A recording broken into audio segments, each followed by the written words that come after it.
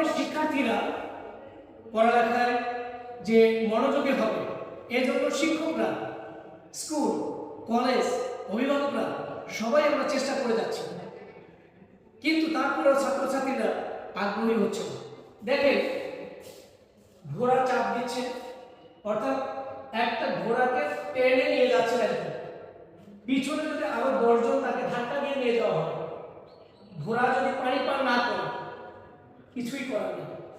You can drag a horse to the water but you can't make it drink water. একটা ঘোড়াকে টেনে হেসে পানির কাছে নিয়ে যেতে পারে, কিন্তু ঘোড়াটা যদি পানি পান না করে তাহলে তো তাকে নিয়ে যেয়ে লাভ নাই, মেরে লাভ নাই, টেনে হেসে লাভ নাই। ইন দ্য সেম ওয়ে, ছাত্রছাত্রীকে মেরে বোকা দিয়ে টেনে হেসে কোনো লাভ হবে না তাদের ভিতরে যদি আমরা পিপাসা জন্মাতে না পারি। আমার থেকে হচ্ছে এই ঘোড়াটার পিছে আমি উঠবো, আমার ছাত্ররা উঠবে, যতজন উঠা দরকার ততজন এই ঘোড়ার পিছে উঠবে।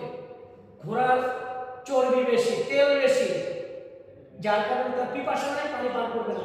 ঘোড়ার পিছে উঠে তাকে যদি আমরা দৌড়াতে বলি, ঘোড়া দৌড়াতে থাকবে, ওর চর্বি আস্তে আস্তে ঝরতে থাকবে, ঘাম ঝরতে থাকবে।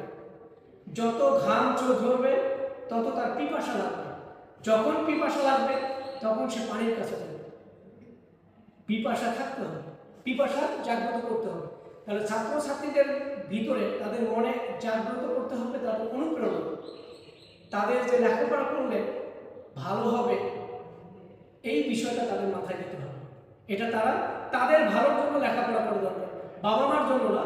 ছাত্রছাত্রীরা শিক্ষকদের জন্য লেখাপড়া করে না, এই জিনিসটা তাদের দিতে হবে। তারা তাদের ভবিষ্যৎ, তাদের জীবনের জন্য লেখাপড়া করবে। এই মোটিভেশনটা যখন দেওয়া যাবে তখন তারা নিজের ইচ্ছায়, নিজের পিপাসায় তারা পানি পান করবে, অর্থাৎ জ্ঞান আহরণ করবে, স্কুল, কলেজ, ইউনিভার্সিটি, ক্লাস করতে হবে। আশা করি বিষয়টা ক্লিয়ার।